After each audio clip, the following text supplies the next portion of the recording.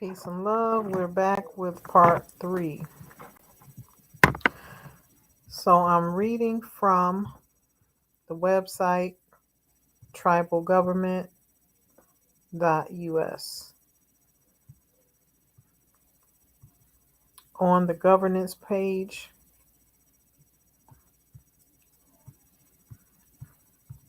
you can find the definitions that are being used in the lawful stance of the resurrection of the empire. These lawful terms are currently being used and being honored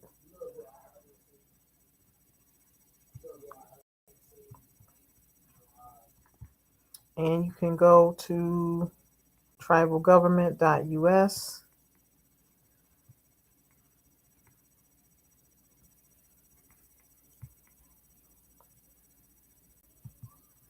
scroll all the way down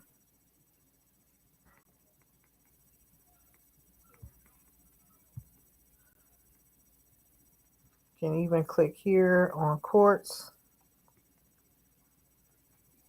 This is the official website that all international courts and governments refer to as far as what's going on in America and the de jure governance that has been resurrected.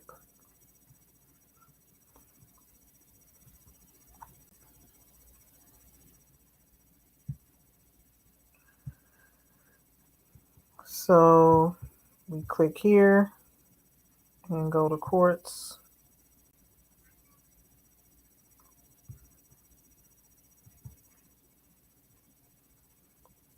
And scroll down. And you will see our royal decrees, excuse me, world notices. World notice of the sovereign soil tax. Let's take a look at that one.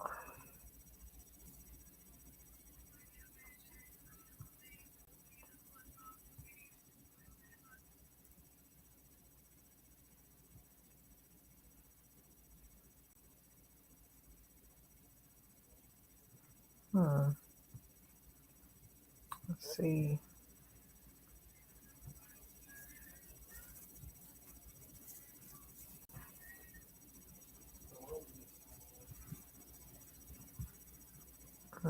Okay.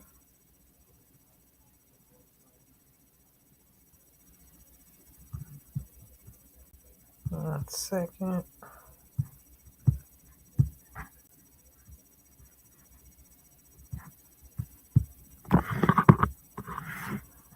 Okay.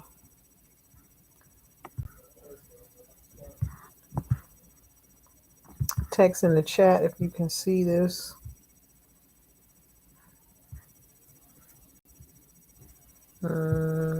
Doesn't look like it. Let me see. Can I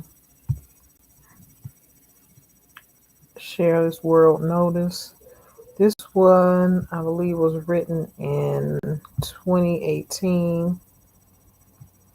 1 second, family. I'm trying to share my page.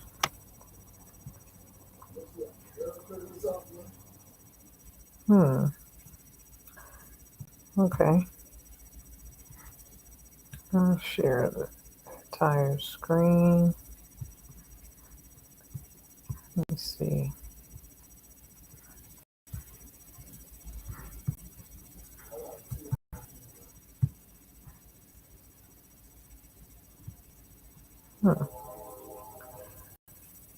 Well, 1 second.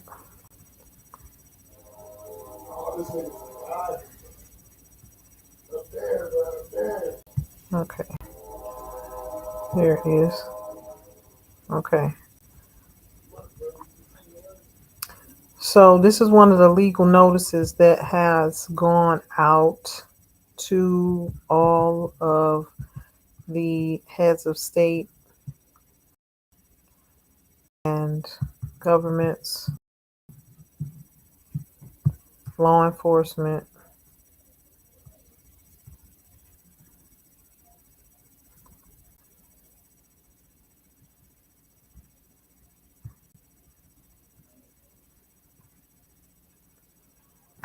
notifying them of the legal and lawful stance that we have under our seal, under our resurrected empire, and under our leadership. And this was resaved online, and it looks like it got transposed a little bit. Some of the seal is missing, but nevertheless, now know this, all men and women. Now comes Her Majesty in absolute Empress Ninti El Bay in Imperium status. Do give lawful notice, constructive notice, actual notice, the true bill, landlord demand.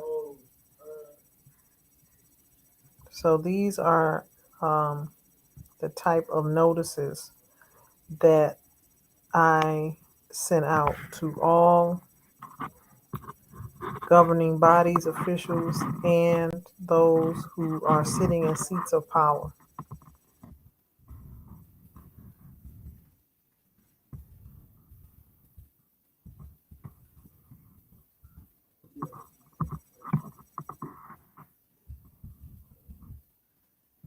So you can go to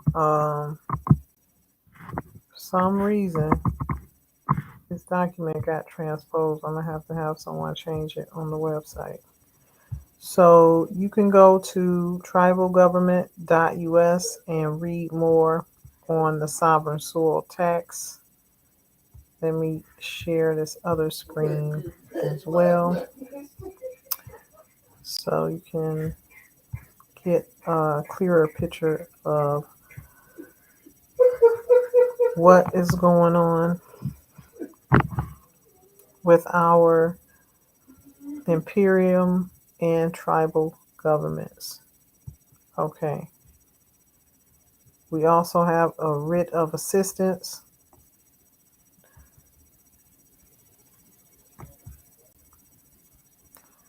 for our travel. This can be downloaded. This can be downloaded and used if you need it.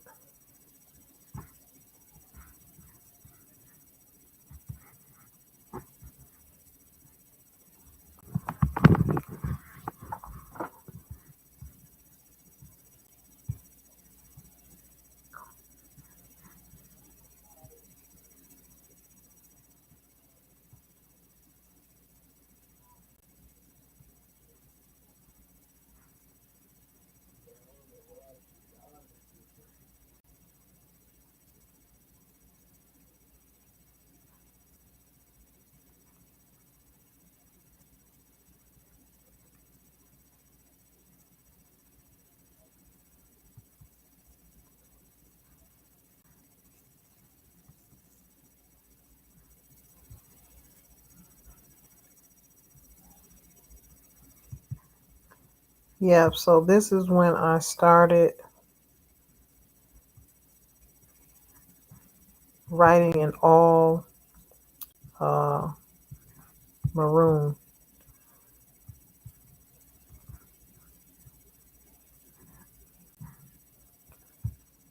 Let me make sure this is being shared. 1 second.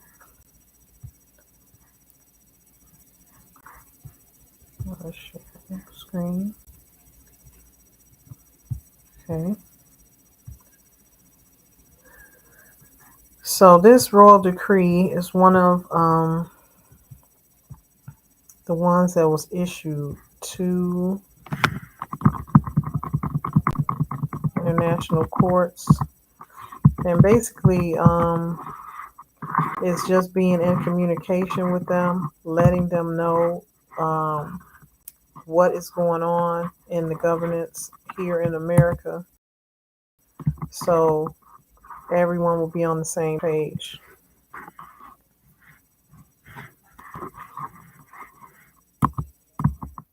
This is a notification in which they already know who I am as far as birthright and bloodline. So I'm just simply communicating with them, letting them know the stance that I'm taking and what should be the protocol.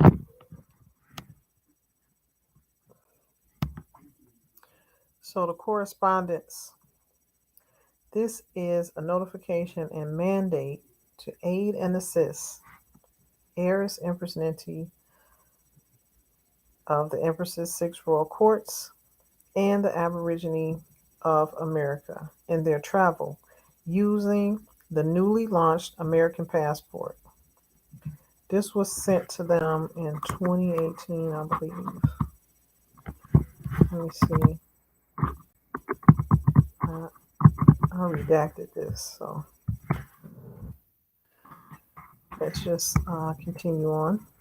All world travel associations and governments are hereby given notice of the American passport, and we thank you all in advance for your cooperation of unencumbered, free, and clear travel passage using our American passport for travel into all countries, ports, seaports, ports of call, airports, land checkpoints, toll booths, and international travel in general, as well as the free, clear, and unencumbered return back to America using our travel documents, which will be in the form of passport identification cards and or passport booklets created pursuant to ICAO standards and specifications with security features on par with all world governments and latest technology.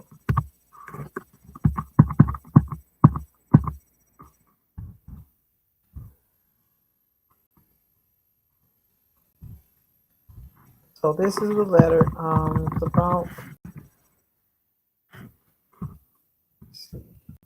It's about 2 pages.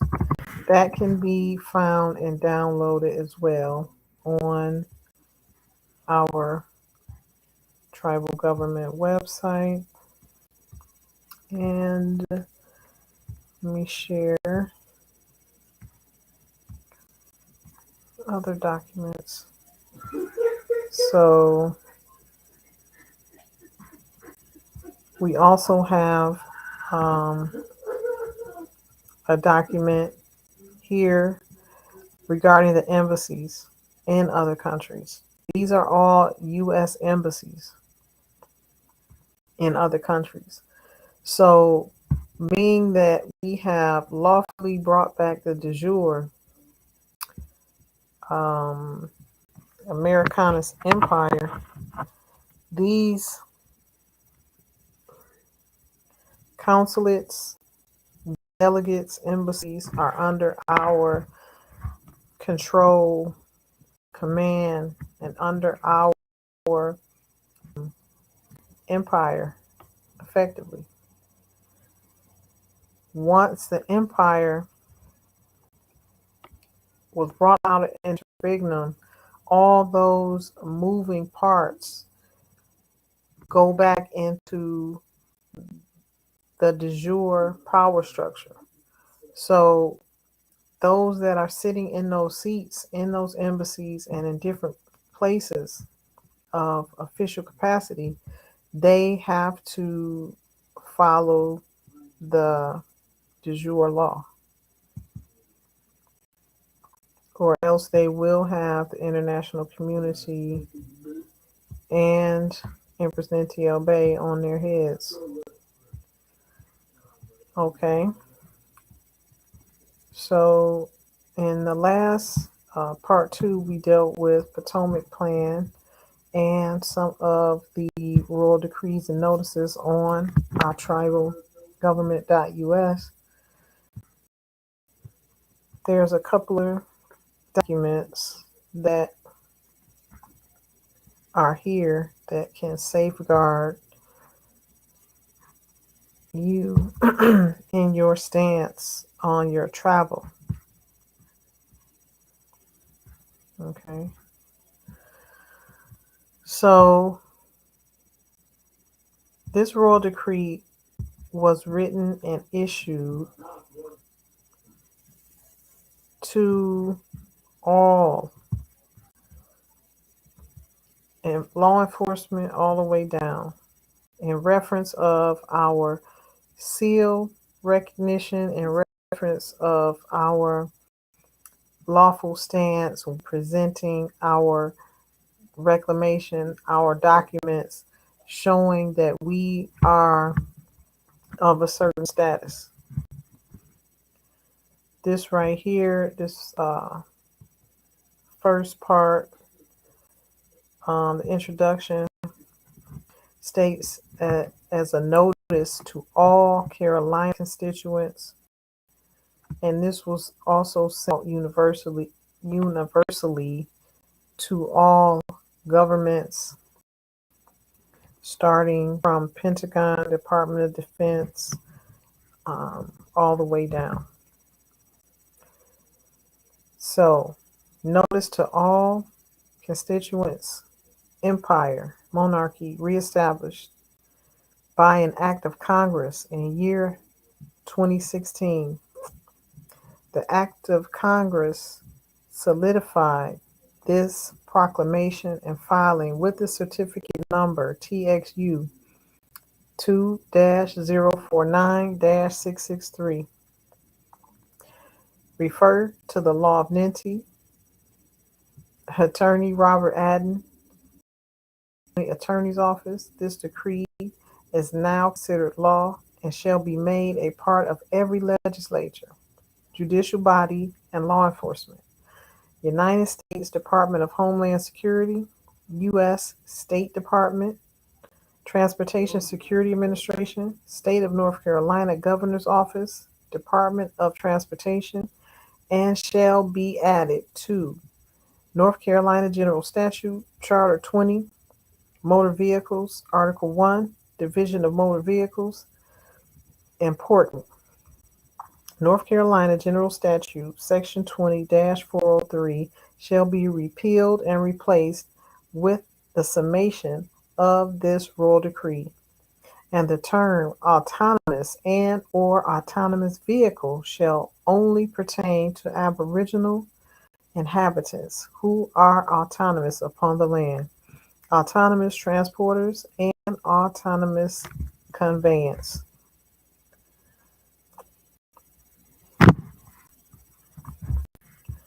Decree of exemptions and immunities. Aboriginals of the land, Green versus State.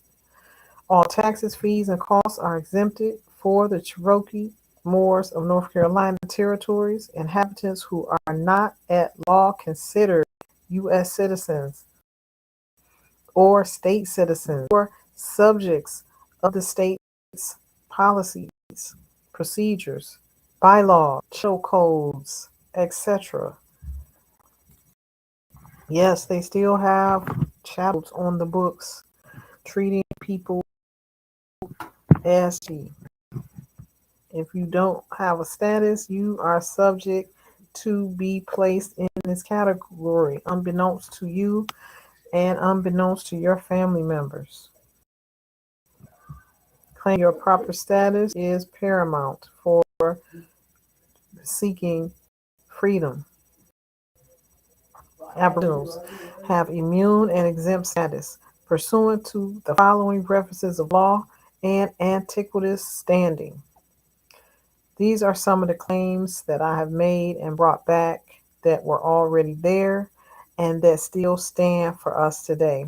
Middle Plantation Treaty of 1677, Carolina's Charters 1663 and 1665, Treaty of Peace and Friendship 1786 and 87, Act of Congress, House Joint Resolution 75, His Majesty's Laws of North Carolina 1739, Proclamation of 2016, Ancient Imperial Moors are out of interregnum. Mind you, all of these participants in these treaties and charters and um, His Majesty's laws are of Asiatic descent, dark hue inhabitants who were ruling. Okay, again, here's my lawful definitions, letting them know these are the terms and the definitions that shall be adhered to and that will be used in further communications. And this is what they mean. Absolute law. Any law that follows the rules of nature, and a law that is changeless. It's an absolute law. So when you hear me say I am Empress Ninti Bay, Her Imperial Majesty in absolute, that's what that means. That means that my bloodline is changeless. That's a law that no one can absolutism. Any system of government, be it a monarchy or a democracy, in which one or more person or class govern absolutely and at pleasure without check or restraint from any law. That's what I'm moving in. Okay. This is why there are those that have been ruling lawfully and been imposters and have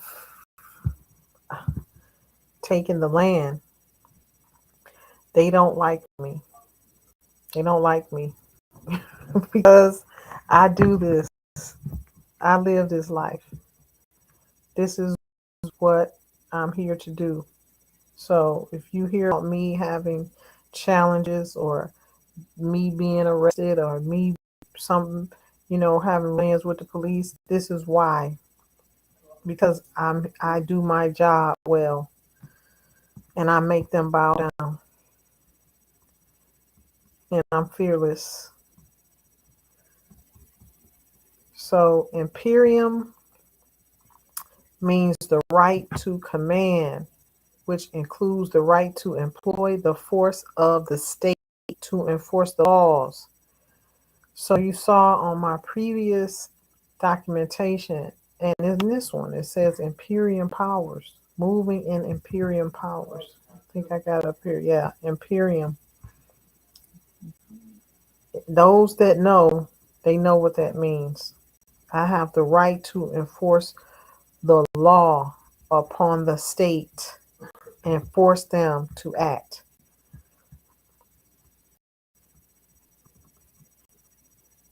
The right to command, which includes the right to employ the force of the state to enforce the laws. Everything that they've been operating in is not the law. I'm bringing back the law. This is the law. The law of the ruling power ancestors, Asiatics, who were once upon the land, running every government from coast to coast and shore to shore.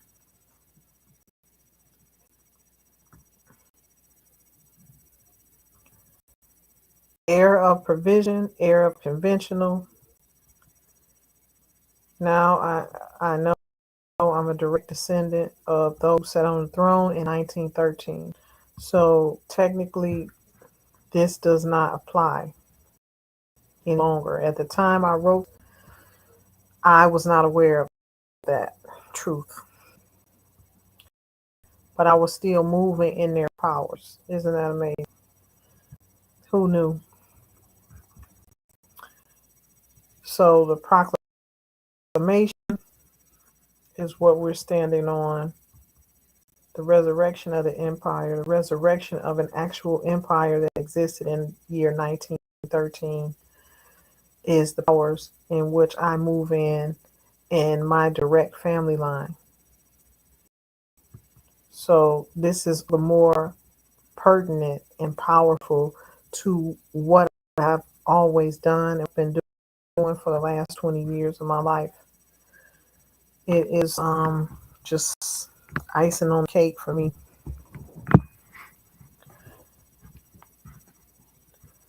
So this is one of the terms when you look at how we got into this situation of being with their foot on our necks. Unbeknownst to us, when the so-called powers that be came into power and there was no more agreement to have physical slaves.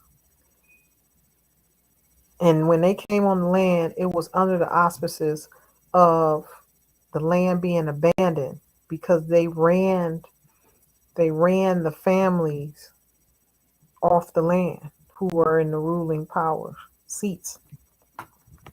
So then after they ran them off the land, they said the land was abandoned. So all these years, approximately 107 years, we have been under, the governments have been running under the auspices of land abandonment.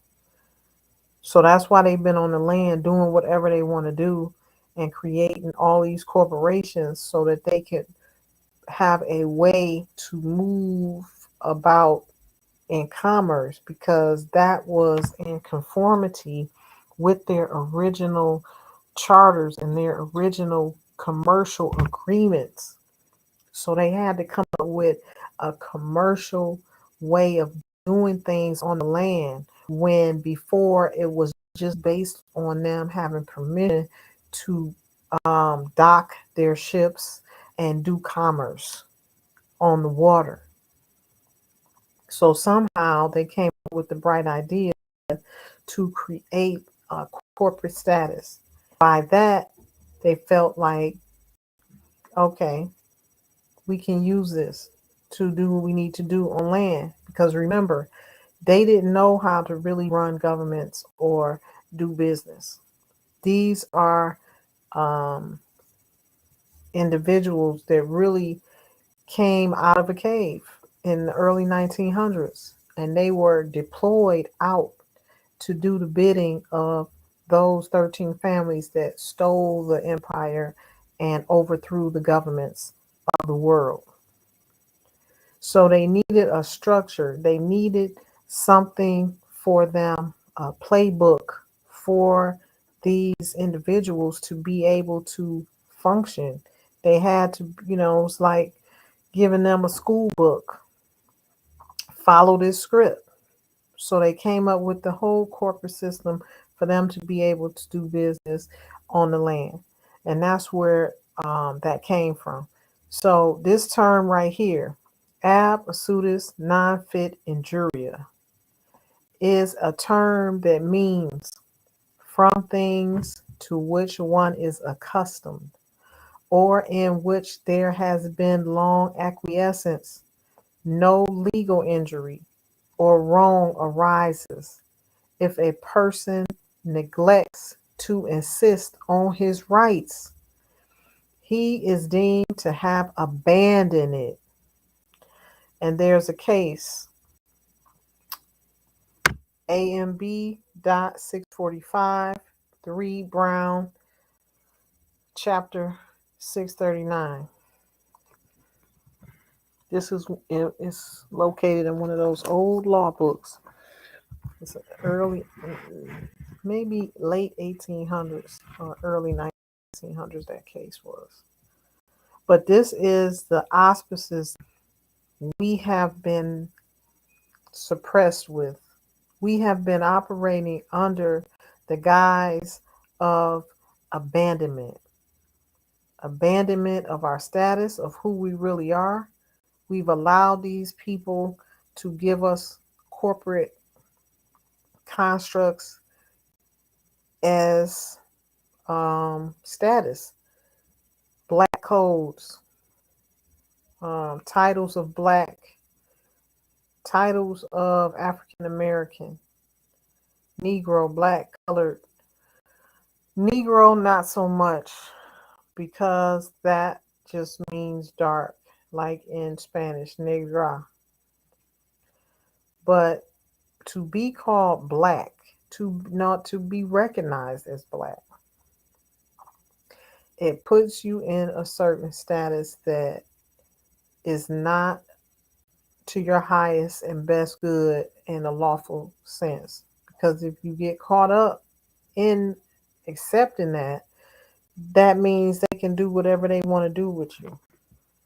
And that's what's being done. That's what they've been doing for the last 100 years. Here, let me go back a little bit. So, here are some of the instruments that I have filed. Instrument is a document filed in the Register of Deeds. Heir of provision. This was my claim as heir of provision. And it says, one who succeeds as heir by virtue of a particular provision in a deed or an instrument. Abstract of title upon the land annexed and recorded within Mecklenburg County Register of Deeds, Imperial City, North Carolina, Cherokee Nation of Moors Territory. By the way, the entire state of North Carolina is still deemed, considered, and recognized by the governments in North Carolina and in America as being reservation territory, the entire state. North Carolina, Cherokee Nation of Moors Territory, instrument number 2010-095813, and book number 25836, page number 440, and ending with page number 444. Mecklenburg County Register of Deeds, Imperial City, North Carolina, instrument number 2018 020760, in book number 32481, page number 987, and ending with page number 997. Those numbers seem to follow me. By an act of Congress as of July 15, 2017, certificate number TXU 02, that should be 2016. That's an error on my part. It was filed in the Library of Congress as of July 15, 2016. Certificate number TXU 02049663. Instrument number 2018 03415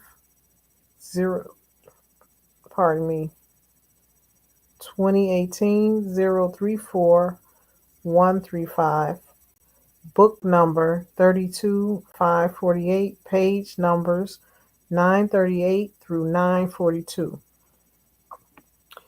Those are all the claims under, those are all the instruments under my claim as heir of provision. Heir conventional. One who takes a succession by virtue of a contract.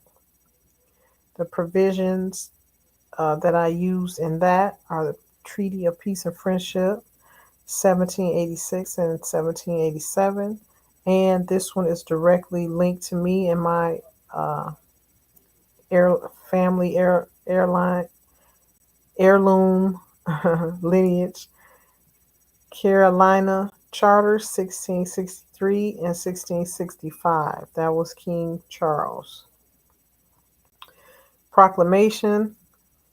Ancient Imperial Moors are out of interregnum at 5 of the Library of Congress under TXU 2049663.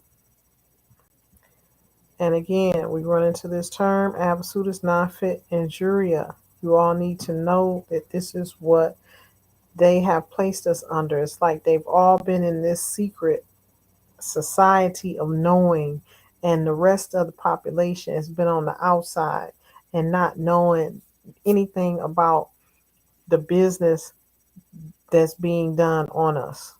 It's a whole business behind what they have been doing with the people and subjecting them to the things that they've been subjecting them to. They've been, unbeknownst to the people, placing the people in chattel situations. Like when you go to jail, you are placed in a chattel situation. You're chattel property. Now they're using your identity without anybody to contest it. They use your identity anyway, but it's better for them to put a person in jail and don't have the have to worry about anybody contesting them using their identity. So they using your identity all up and down when they put a person behind, when they incarcerate someone. They're using everything, using the birth certificate, filing 1099s on your name with the IRS. That's money, that's a charge. A 1099 is a warrant. So they've been doing commerce with us and committing identity theft with us and our chattel paper property and our birth certificates since day one. This is a business for them. And when I say them, let me just tell y'all who I'm talking about. And I don't want to leave nobody out. So let me get my little list, because I got a list that I deal with every day. When I say them, I'm talking about the Bilderberg family, Farnese family, Maxima family, Rockefeller family, Rothschild family, Morgan family, Goldman family, Steinberg, Habsburg, Rosenberg, Cecil, Forensini, Collins, Palavinici, Higgins, Versailles, Rospigliosis. These are the families that have worked together and conspired together to suppress the masses of populations around the world. Okay? This is who I contend with every day. And by the grace of the Most High Creators, I am still here. So that is for a reason. Okay? These people have profited and gained off of the essence of the aboriginals around the world. They're leeches. These people rose to power by being leeches. That's all they are. They're a detriment to society. They are the real menace to society. Those families. Because they cannot exist without extracting something from the masses of the people. And everything that they do is designed to bring harm or extract from the masses of the people. The masses, the inhabitants, the de jure natural inhabitants of the world. Worldwide operation.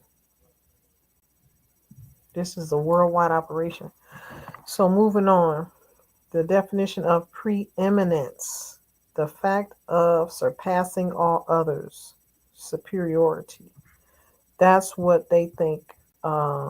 These Illuminati families, that's what they think they are. Preeminent over others, superior over others.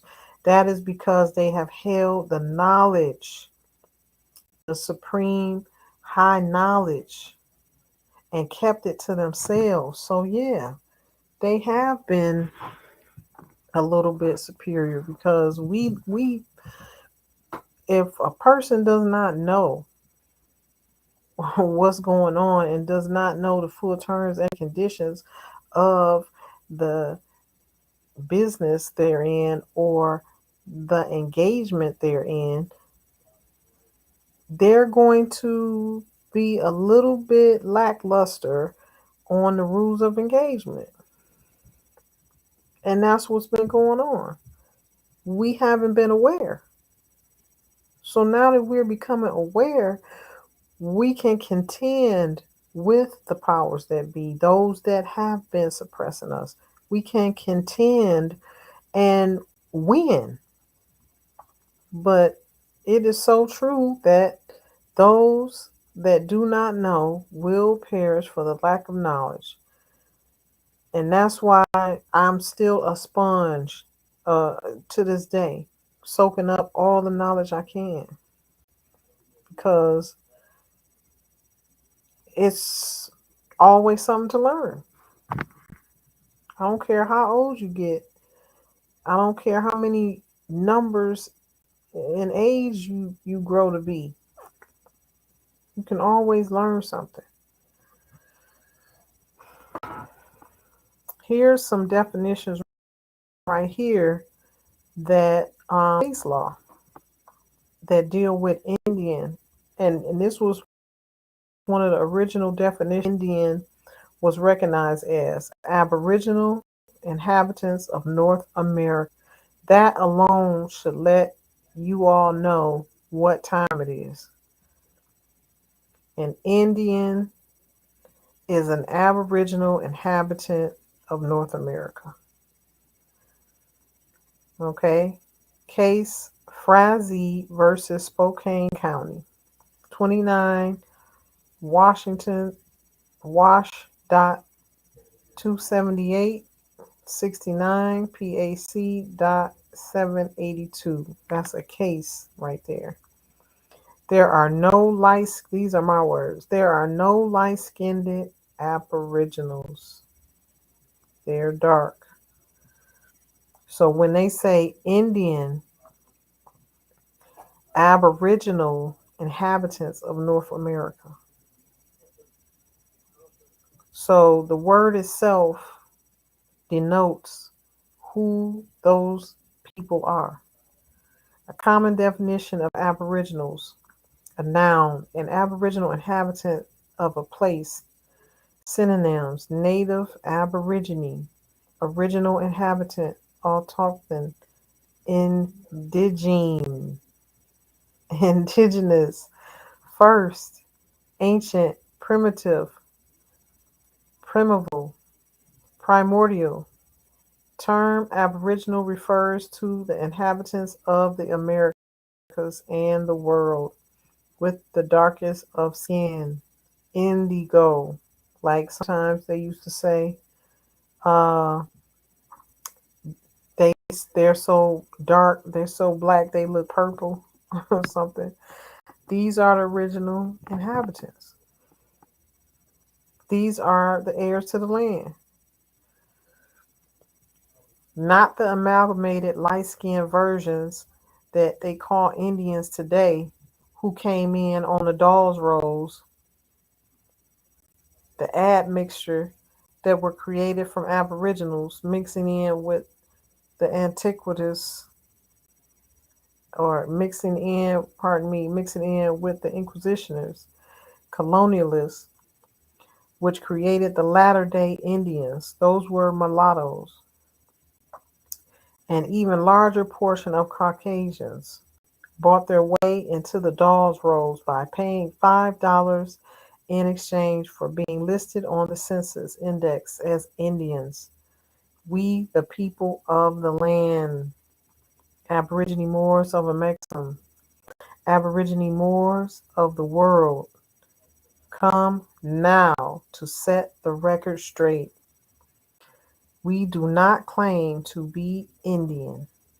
This term originally described Aboriginals of North America. The term Indian has been molested by federal mandates and describes a people that are not true Aboriginals of North America. We claim to be Aborigines of the Americas and of the world. Empress Ninti's nation is Cherokee Moors of North Carolina territories under the Aborigine Moors of a Mexican Great Seal. See the maps. These maps are in some of that have been duly filed for the record, for the public record. Descendants of the Aboriginal Indigo, indigenous inhabitants, Sakim, Sagamores. Look that up. Sakim and Sagamores. Empresses, let me go back. Descendants of the Aboriginal Indigo, indigenous inhabitants, Sakim, Sagamores. Empresses of North Carolina, who predate Indians of today. We are the Aborigine autochthonous inhabitants of the land.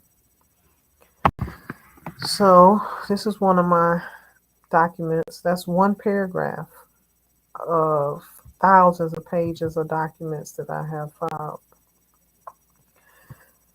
Going back to this term right here, you all who claim your indigenous status, you need to know what this word is right here. Sagamores. And a lot of indigenous people say, we're not Moors, we're not this, we're not that. They have not done their proper diligence and research. This word shows up everywhere. This is a word. Sakim is a chief. Sagamore refers to the ruling tribe. Sagamores.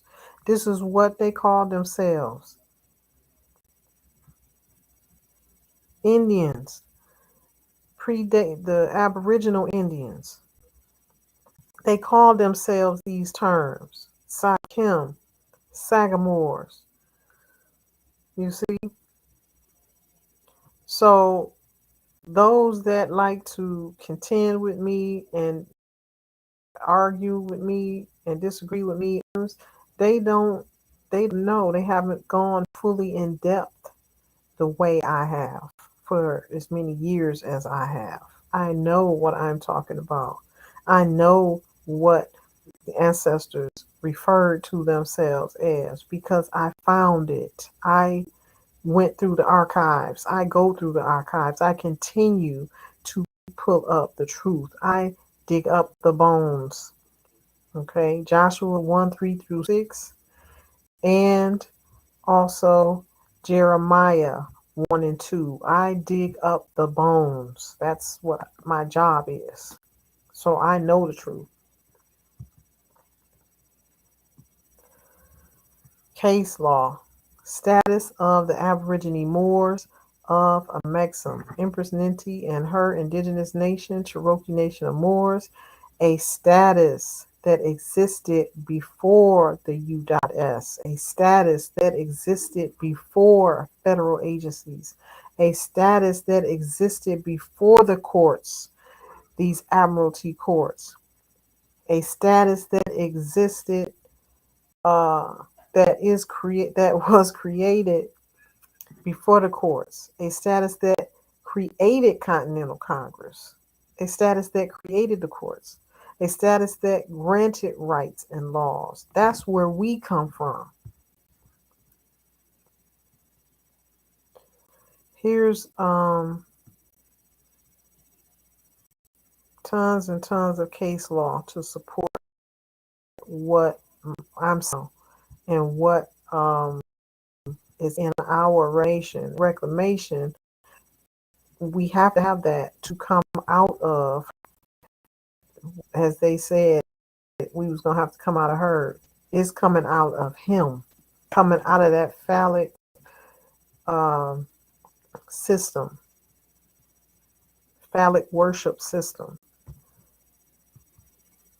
We have to come out of these indoctrinations that we've been under. So this is what I have placed in our reclamation, and the reclamation is to reclaim status. Reclaim, it's a reclaim action. That's why I spell it the way I do. I put the A in reclamation. Reclaim. We are here to reclaim what is already ours. And the reason we have to reclaim it is because they deemed everything abandoned and turned the maps upside down. So it's hard for many of us to find where our family estate is, where our families were settled. This is why. This is why we were duped out of our land with paperwork. So now you have to do them one better. Let them know that you know who you are, and here's why. And here's the law. This is already decided. These are cases already decided. I'm indigenous to this land. This is my land. I'm considered a sovereign on this land, and I cannot be charged. I cannot have a charge on my own land. If I'm the sovereign, if I'm the indigenous heir to this land, how is a foreign court going to charge me for something? It doesn't work that way. It doesn't work that way.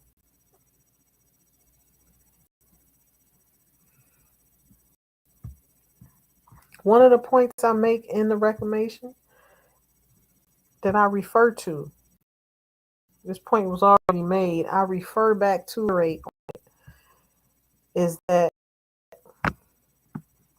it is that tribes do not waive their sovereign immunity when they fail to object to cross claims in litigation.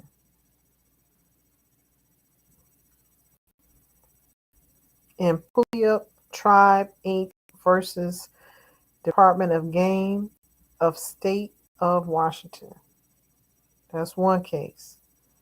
The court held that a state could not sue a tribe for its fishing regulations in Indian country absent an effective waiver or consent from either the tribe or the United States. There's also case law that indicates it cannot be enforced in Indian country or outside of Indian country.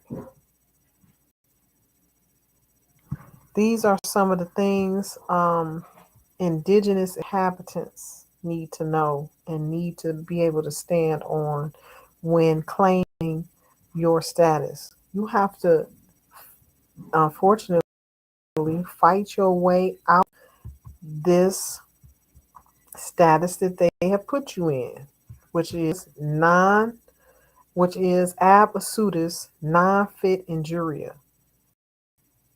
That means that you're not status, so that means you have abandoned it.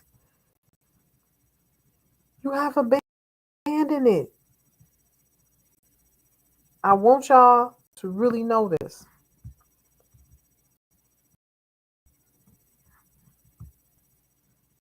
We have been dropped into this. So now you have to articulately work yourself out of it. Ab asudis non fit injuria, from things to which one is accustomed, or in which there has been long acquiescence. And acquiescence means to go along with something in agreement, whether by contract or by tacit agreement or silent agreement.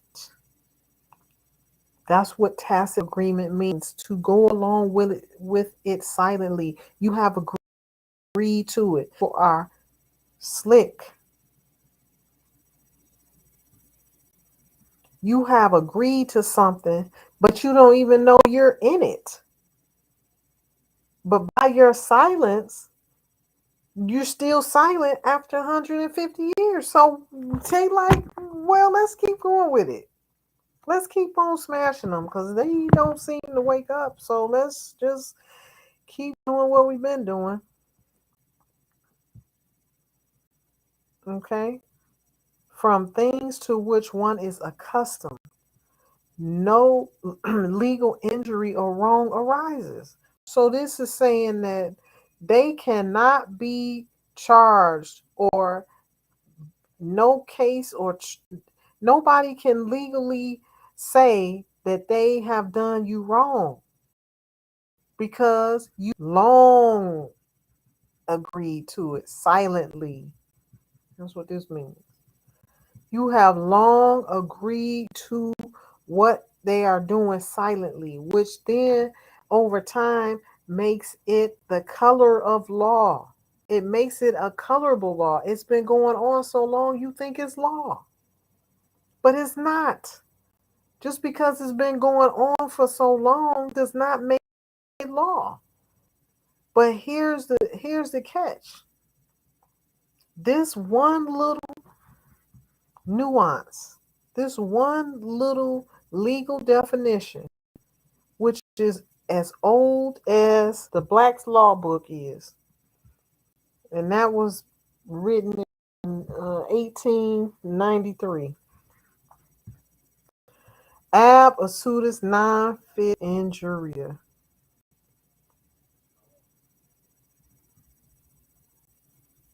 From things to which one is accustomed, or in there has been long acquiescence, no legal injury or wrong arises if a person neglect to insist on his right. He is deemed to have abandoned it. Now, and it's a case law right here. Now, I can remember many times in court, they tried to make me think that what I was, see, it's a game. It's all a game. They tried to make me believe on so many occasions that I did not have them. And I know I did. Just like recently, when I presented my son's tribal ID, Cherokee Nation of Moors ID, which states on there the whole state of North Carolina is reservation territory. They already know that here in North Carolina. The judge, the clerk handed him, pardon me, the sheriff in the courtroom handed him the ID card. And I tell him, this is, he can't be charged for no legal wrong. He's a part of an indigenous nation. And here's his tribal ID card. This judge sat right there and act like he lost it. He sat right in front of me and act like he lost the ID that the sheriff had just handed him. You see where it says insist? If a person neglect to insist, insist on your right. Not tell them, not say, I think I have rights, not act like you don't really know. You have to insist. This is a law. This is a legal thing right here. If you don't insist on your right, I sat there and I would not leave until that man that judge gave me that ID back. I asked him once, I asked him twice. He kept denying it. I asked him a third time, and a few minutes later, he mysteriously found it. Oh, it fell on the floor. They're doing rituals. I had to, and this has happened to me more than one time. I had to ask him 3 times. See, that third time, they always, if you insist, past that third time, past that second time to the third time, they open the door. But you have to know.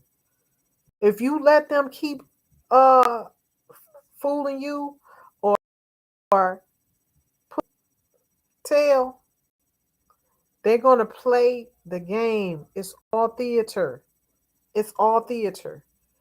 They're actors, but they base everything they do on this one premise right here. Ab asudis non fit injuria. If you do not insist on your right, then you are deemed to have abandoned it. So when he denied me the first time and said he lost it, if I would have just been like, oh, okay, and walked out of there, yeah, it's a win for them. That's them um, doing their job. Because every judge, every attorney, everyone who has taken that oath to the British crown under that bar card has agreed to the deception, to lead you astray, to hide the truth from you. And what is the truth? That you are the heir to this land, but you don't know it. Everybody else know it but you. Everybody in the businesses, courts, governments, ruling seats, everybody know this but you. And that's the lie that they agreed to uphold in these secret societies. That's a secret society, the bar card, the judges and the attorneys, um, uh, their little secret society of bar card, British aristocratic registry. All of that's secret. I'm not supposed to know this. Those out there that have this knowledge, we not supposed to know this.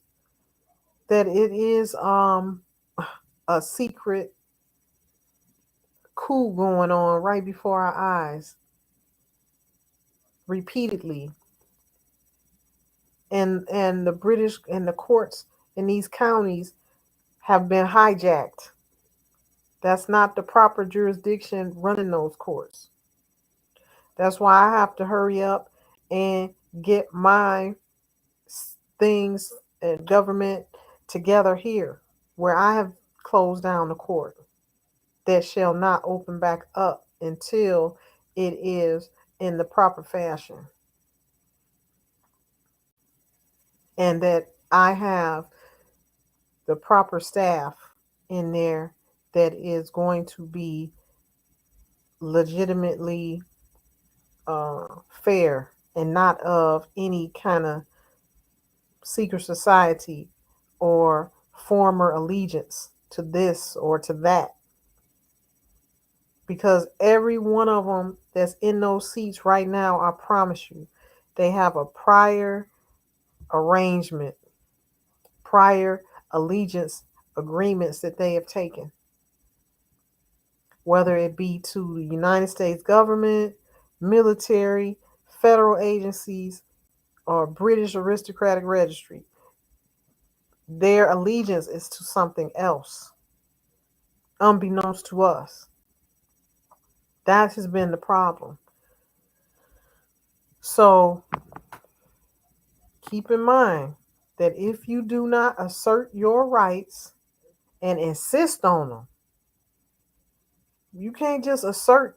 This is a legal term. And best believe these judges and attorneys been taught this. If they don't insist, then you know they abandon their rights. Another word they use is waive. You have waived your rights. That's another term they use. If you don't insist on them, and you can forget about it. They're going to play you.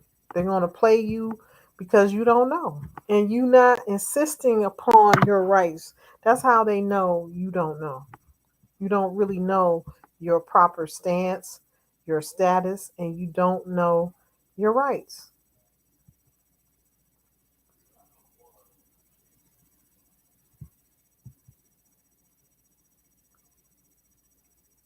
So this document can be found on,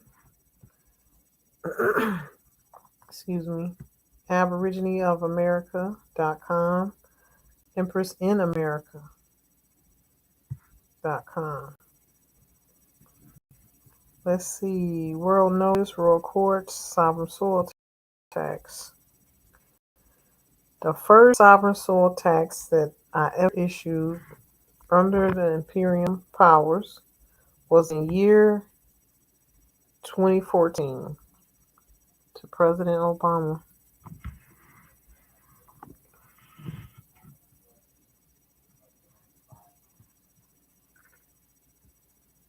And it's always issued under our seal, flag, and coat of arms. This is a flag, and it's a coat of arms. What you see today is red, white, and blue banner.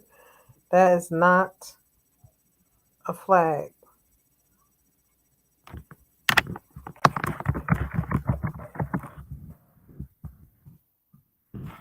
That is not a flag. This is a banner. That's a banner.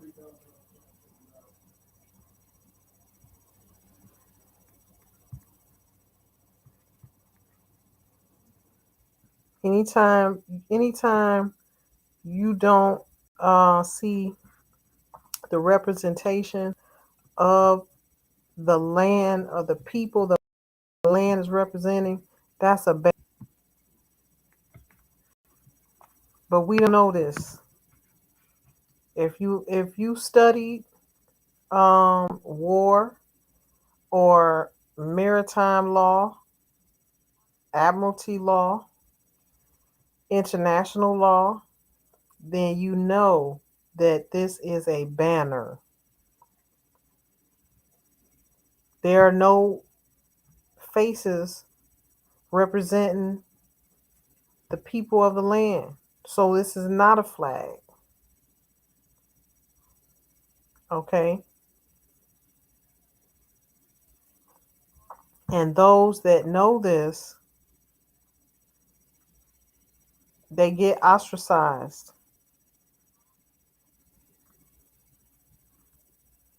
Like Colin Kaepernick about singing and standing up for the Star Spangled Banner. I mean, they tell you what it is, and they say what they were about in the songs that they made us sing in school.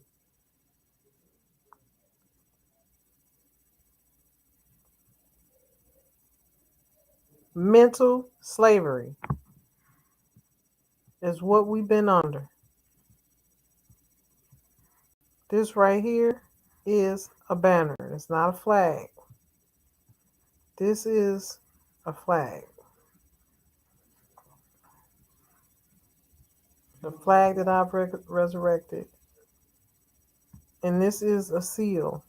This is our seal. Official seal for the empire. Americanus Empire, which is now the Aborigine Moors Empire. So this document is another world notice that is legally and lawfully binding, written in year 2018, and the fullness of this can be read at the website, on the website.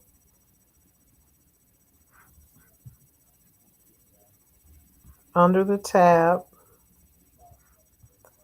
Path to Freedom.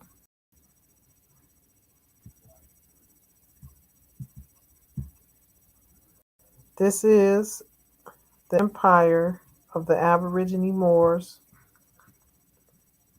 website, EmpressInAmerica.com. Under the tab, Path to Freedom, it can also be found at AborigineOfAmerica.com. Click on Path to Freedom, and there are documents here. This is what we consider our path to freedom. Since the year 2016, when the Americanist Empire was resurrected, we have developed a charter for the Aborigine Moors Empire, issued royal decrees and orders regarding our status and how we should be dealt with, how we should be recognized, and how these governments are to handle us. Dragon. Let's see what this one says. Dragon. This one is a long one. I think this one is like 123 pages, if I'm not mistaken. Yeah. This one is 123 pages. And this is one of the lawful documents, notices that went out worldwide, even to the King of Morocco. Public notice. And it talks about my stance and all of the claims that I have lawfully made under the law of heirs. This public notice is written pursuant to the authorities of heirship and aboriginal claims, law of heirs, doctrine of heirship, aboriginal titles and claims. And please know there's a difference between a title and a deed. I have filed aboriginal title claims and abstract of titles. International commercial claims, King James I, biblical laws, King Charles II, Carolina Charters of 1663 and 1665, His Majesty's Laws of North Carolina, 1739, His Majesty Emperor Muhammad III bin Abdullah al-Khatib of Morocco, Peace and Treaty of Peace and Friendship, 1786, 87, and 1836. These are some of the staples that I used in my public notice. And I put a disclaimer on here. What you will read may be a shock or cause you to have a sense of denial because you have been taught nothing but lies for the past 2 centuries. Rulers of the world and law creators and makers were Moors, never slaves. Your history books have whitewashed their faces. Your ignorance is no excuse. I advise you to do your due diligence prior to any response. I take this time to make a disclaimer because I first am an educator and a historian. I come from a place of love. The matter presented is res judicata, stare decisis, and collateral estoppel. Writ of replevin in action. Now they know what this means. That I wrote writ of replevin. I put a writ of replevin on them in 2017. Okay, that means bring all of it back home. Everything you stole, bring it back home to the owner. That's where your power is, in your writs. You have to command them with a writ. That is the de jure law. All that other stuff, a warrant and all of that, that is just a commercial charge. It's not it's not lawful. It's just um, an instrument written by a corporate fiction. This documentation I'm presenting to you today is not written by a corporate fiction. So a warrant, as opposed to a writ, is a warrant does not hold a candle to a writ. Your lawful remedy is in the writs, not the warrants. Certificate of registration. This is the proclamation. Ancient imperial Moors are out of interregnum as of year 2016.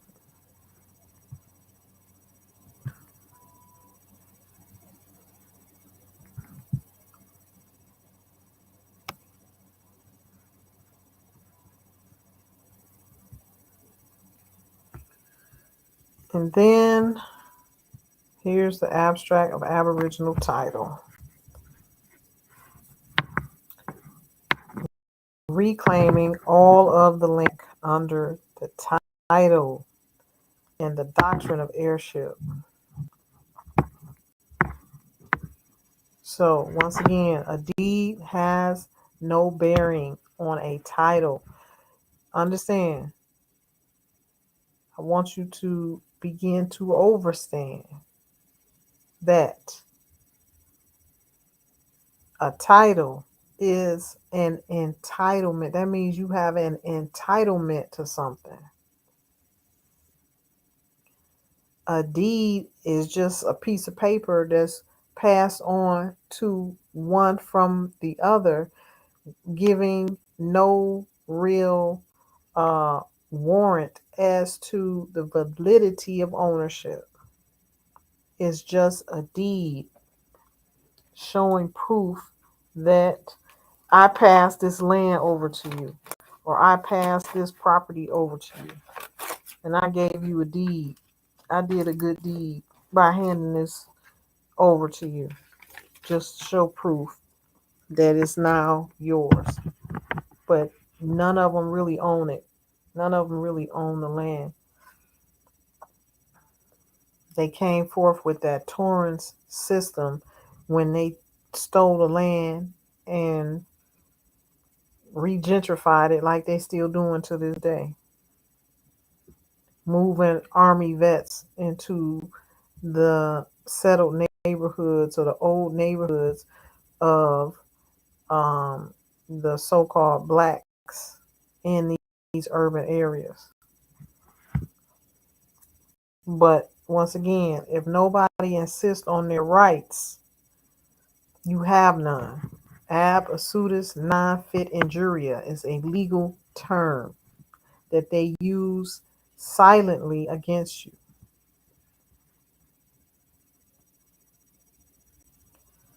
So I named this abstract of title, aboriginal title, and imperial title as heir to the land. To all men and women, I present this claim. And this has been filed and published to the public since year 2017. The first claim attached to a monetary value against the United States and all its departments was filed in year 2007. That's the first claim and lawful claim that I made against the United States and corporate fiction departments. This is a claim of title in land absolute. There's the term absolute once again. I went over that in the the previous session, part 2. Superior to allodial title, superior to U.S. land patents. Yes, all of you that's just now learning land patents, this is superior to land patents. You can't patent land. They had to do that. Remember when I discussed why they came up with corporations in the first place? So that they could lawfully do business, so they could legally, legal and lawful is two different things. So they could legally do business on the land. The same thing with the land patent. That's how they legally took the land. All of that's fraud. All of it's fraud. Just like putting a patent on a vegetable or a plant. That's what you call a universal a law of nature that cannot be patented. Okay, so where there is an entitlement, there is a title. That's it. Okay, wherefore shall be treated, this abstract of title shall be treated as the most supreme title in whatever jurisdiction that this abstract of title is presented in. If presented within the county records, United States District Court, lower courts, or otherwise, it shall be given the same consideration as a United States land patent. For this is the highest, most superior title known to the United States corporation and courts. This abstract of aboriginal title trumps all. It is supreme and absolute title to the land. So,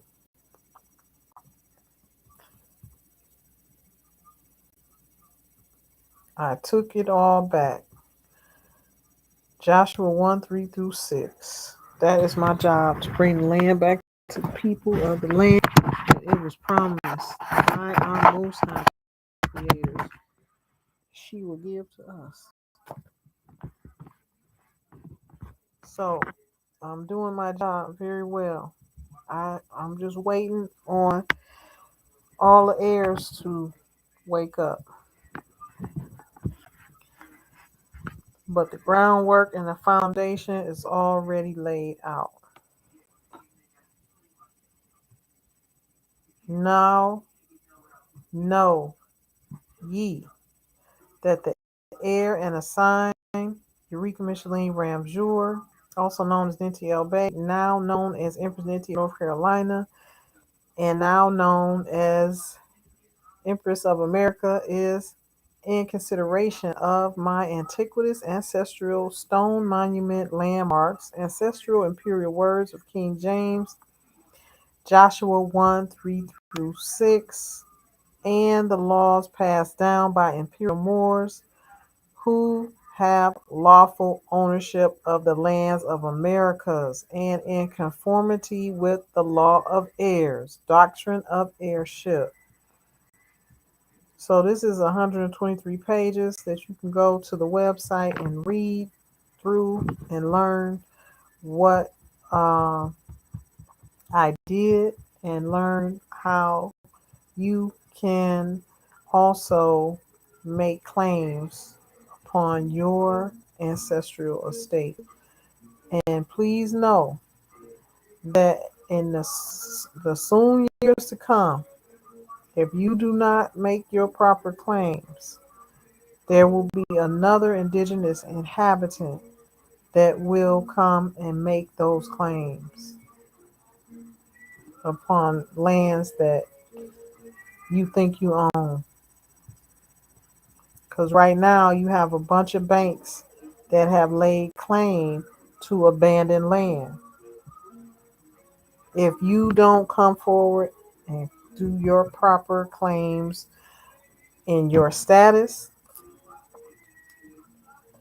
in your persona and in your property, someone else will have their proper status and their proper person in order to be able to take over whatever land that one that has not done that, they can be usurped. I hope y'all following me. Okay? Because the way the law works, in order to be effective, in order to effect a claim, you have to have subject matter jurisdiction and you have to have persona jurisdiction. You have to have droit droit. You have to have the right of land and the right of property.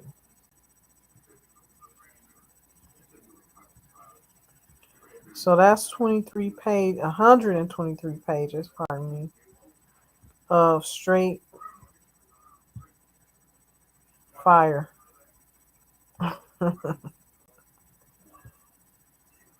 Straight fire.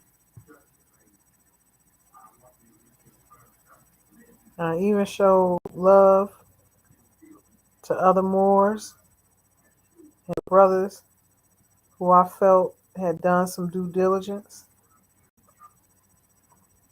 and contributed to our development. I always show love, but if you see a lot of these brothers, they don't know how to show love or acknowledgement and give credit where credit is. But I see my DNA all over the place, but it's not mine. You know, I just feel like it's once it's gone out into the universe, that's what the ancestors and the Most High Creators wanted it to be.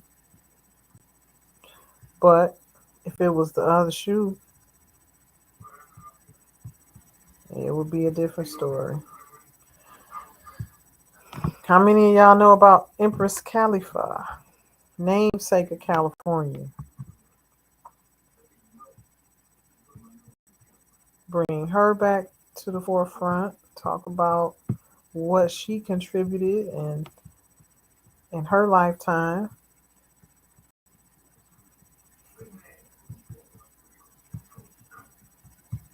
Just 123 pages of straight fire.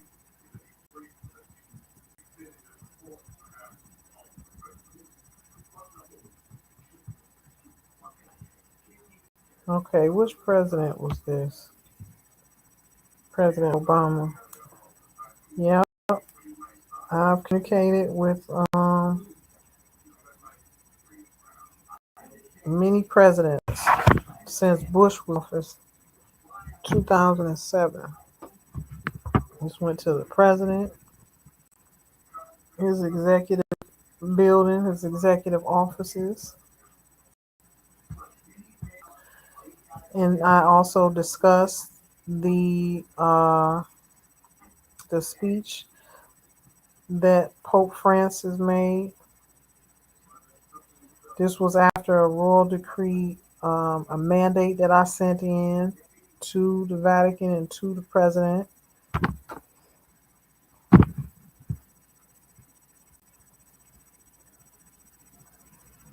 And a lot of his verbiage had indicators that he had read the decree.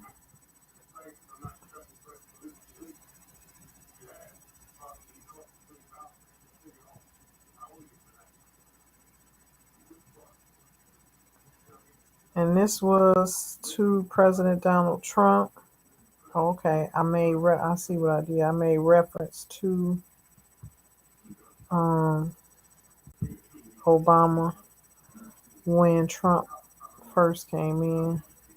These are some of the monetary claims that have been made that are still on the books as credit that are being used by the North Carolina Department of Insurance.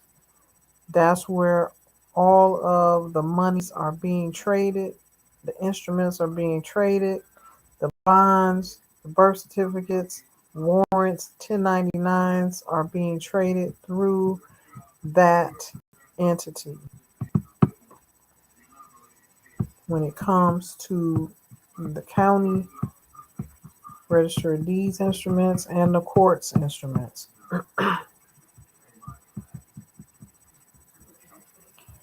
So